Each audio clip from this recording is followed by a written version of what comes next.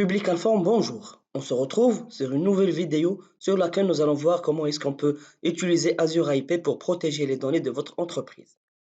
Maintenant qu'on a expliqué le principe d'utilisation de l'Azure Information Protection, voyons voir comment est-ce qu'on peut créer nos propres étiquettes au niveau de l'interface web. Pour cela, rendez-vous sur l'URL protection.office.com. Et donc là, au niveau du menu, nous avons la partie classification. On développe et là nous allons pouvoir créer notre propre étiquette de confidentialité. Donc voilà, une fois on arrive à notre page d'accueil sur la partie de création des étiquettes, on retrouve les étiquettes qui sont déjà créées par l'administrateur. Je réduis pour agrandir un petit peu l'image. Et donc là vous allez retrouver une partie étiquette, une partie stratégie des étiquettes. Pourquoi cette séparation? Parce qu'au niveau de l'AIP, la première étape c'est de créer des étiquettes. Des étiquettes qu'on va personnaliser pour protéger bien sûr les documents. La stratégie d'étiquette, son rôle c'est de pouvoir créer une stratégie et qui va englober plusieurs étiquettes. Par exemple, on peut créer une stratégie département IT et qui va contenir 3 ou 4 étiquettes bien sûr selon le besoin. Passons maintenant à la création de la première étiquette.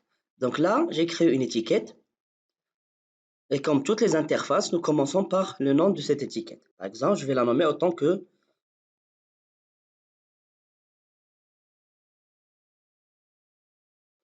le nom d'affichage, ça va être la même chose. Et puis une description, c'est-à-dire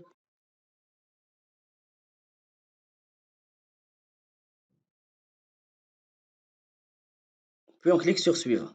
Pour cette partie-là, nous allons définir l'étendue de notre étiquette. C'est-à-dire, en appliquant les étiquettes, on voudrait les appliquer dans mon cas sur les fichiers et les emails. Pour les ressources Azure, donc pour mon cas, ce n'est pas important, ce n'est pas l'objectif de mon étiquette. Donc je garde seulement fichiers et emails. Je clique sur suivant. Une fois arrivé sur cette partie-là, cette fois-ci, nous allons choisir les paramètres de protection qu'on va appliquer à nos fichiers et aux emails. La première des choses, est-ce qu'on veut crypter et personnaliser le contrôle d'accès à ces documents? Et aussi, est-ce qu'on veut marquer le document? Il y a aussi possibilité de ne pas chiffrer, par exemple, si on veut, on peut ne pas chiffrer les documents et les protéger, mais on veut seulement les marquer avec des en-têtes et des pieds de page. Pour mon cas, je vais garder les deux options, c'est-à-dire protéger mon document et aussi le marquer avec des filigrammes ou bien des en-têtes et des pieds de page. Je clique sur suivant. Maintenant, on arrive à la partie chiffrement qui est la partie la plus importante. Donc, il faut bien faire attention à cette partie-là parce que c'est là où on va configurer la protection et le cryptage de notre document. Donc, pour mon cas, vu qu'on veut protéger notre document, donc on va cliquer sur configurer et non pas supprimer. Donc, on va configurer notre paramétrage de chiffrement.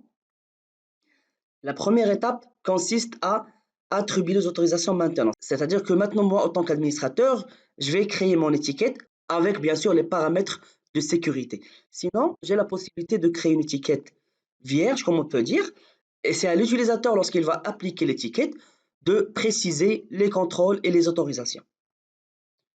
Donc, je vais garder attribuer les autorisations maintenant. Et là, on passe aux autres paramétrages. Donc, expiration de l'accès des utilisateurs du contenu. C'est-à-dire que lorsque un utilisateur va appliquer une étiquette, je voudrais que le contenu de ce document soit détruit après une date spécifique ou un bon nombre de jours. Vu que je parle d'une étiquette d'un document qui est très confidentiel, donc je vais dire au bout d'un nombre de jours prédéfini et je vais entrer la valeur de 5 jours. Donc comme ça, une fois que je classe le document en tant que très confidentiel et que je le partage avec une personne à l'extérieur de mon organisation, je suis sûr que le document va se détruire automatiquement. Là, sur cette partie d'accès hors connexion, ça permet à un utilisateur, comme vous pouvez le voir, de pouvoir accéder à un document même s'il n'est pas connecté. C'est-à-dire que pour la première fois, lorsque l'utilisateur va recevoir le document, il est obligé d'être connecté. Pourquoi? Parce que le système va devoir vérifier l'identité. Mais une fois vérifié, automatiquement, il va lui donner accès. Et lorsqu'il n'aura pas accès à la connexion, automatiquement, bien sûr, il va pouvoir accéder.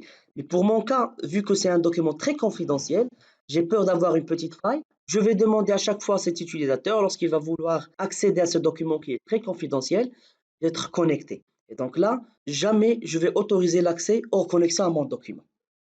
Ensuite, on passe à la dernière partie qui est l'attribution des autorisations. Et c'est à ce niveau où je vais spécifier les utilisateurs qui auront accès au document et aussi quel type d'autorisation je vais leur donner. Est-ce qu'ils vont avoir l'affichage seul, la possibilité de modifier, transférer, ainsi de suite. Donc, je vais commencer par sélectionner les utilisateurs ou bien les personnes que je vais autoriser à travers cette étiquette. Donc, je vais dire par exemple ajouter tous les utilisateurs qui sont authentifiés sur mon système. Et en bas, je vais choisir les autorisations que je vais leur donner. Co-auteur a été sélectionné automatiquement. Qu'est-ce qu'elle permet, ces co-auteurs? Elle permet l'affichage, la modification, l'enregistrement, l'impression, ainsi de suite. Il y a des autorisations qui sont prédéfinies, comme je peux venir et je sélectionne personnaliser, et là, je n'autorise que l'affichage du document. Donc, il n'y a pas ni modification, ni impression, ni rien du tout. Donc, seulement l'affichage. Pourquoi? Parce que c'est un document qui est très confidentiel à l'entreprise. Donc, je clique sur enregistrer. Et là, j'ai terminé l'attribution des autorisations, donc enregistrer. Je passe à la prochaine étape qui est le marquage du contenu, c'est-à-dire lorsque je vais appliquer mon étiquette, je voudrais que mon document contienne un marquage comme par exemple le filigrane qui va contenir strictement confidentiel et qui va être en rouge par exemple. Tout ça, ce sont des paramètres secondaires que vous pouvez ajouter quand vous pouvez les ignorer. Donc, je me contente du filigrane, je ne veux pas avoir une en-tête ou un pied de page, je clique sur suivant. Sur la partie détectage automatique des fichiers et des courriers, si j'active bien sûr cette option, ça va me permettre de classer et étiqueter mes documents d'une manière automatique en se basant sur des critères spécifiques que vous devez mentionner sur cette partie-là. Clique sur suivant. Pour mon exemple, je ne vais pas appliquer la protection sur les sites SharePoint ou bien les groupes ainsi que les appareils mobiles de mon organisation. Donc, je vais passer ici, je vais cliquer suivant. Et là, j'ai un petit récap de tous les paramètres que j'ai sélectionnés et que j'ai mis en place. Donc, je crée mon étiquette. Donc, voilà, l'étiquette a bien été créée. J'actualise la page et là, mon étiquette, elle apparaît. Maintenant, après la création de l'étiquette, on va devoir la publier pour que nos utilisateurs puissent l'utiliser. Donc, pour cela, on va aller sur Stratégie des étiquettes et on va cliquer sur Publier l'étiquette. La première étape, on va sélectionner les étiquettes qu'on voudrait publier avec nos utilisateurs. Voilà, ça m'affiche au niveau de cette interface les différentes étiquettes que j'ai créées auparavant.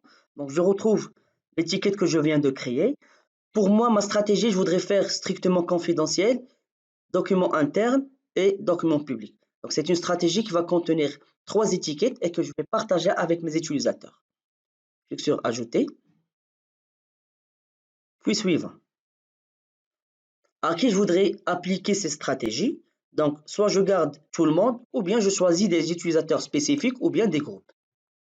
Donc là, je vais ajouter un utilisateur. Je vais rechercher par exemple un utilisateur JED et je le sélectionne. Voilà. Et je clique sur OK. Donc là, je viens de publier ma stratégie avec l'utilisateur JED. Et là, avant de donner un nom à ma stratégie, il y a quelques paramètres qu'on doit définir d'abord. Donc la première, est-ce qu'on veut appliquer une étiquette par défaut à cette stratégie? C'est-à-dire, je voudrais dire que c'est un document interne. Donc comme ça, chaque utilisateur, lorsqu'il va ouvrir un document, il y a l'étiquette document interne qui va être appliquée d'une manière automatique. Ce n'est pas le cas que je veux, donc je vais laisser autant que aucun. Comme ça, c'est l'utilisateur qui va saisir d'une manière manuelle son étiquette. Et là, j'ai quelques options facultatives que je peux sélectionner, comme par exemple obliger les utilisateurs à appliquer une étiquette à leur courrier ou document. Je clique sur Suivant. Et là, je donne un nom à ma stratégie. Je vais dire Suivant. Et je clique sur Envoyer. Donc voilà, on a créé notre étiquette. On a déployé une stratégie pour la partager avec nos utilisateurs au niveau de l'entreprise. Voilà, on arrive à la fin de notre vidéo. J'espère qu'elle a été bénéfique et simple pour vous. À cela, je vous dis à très bientôt pour une nouvelle vidéo.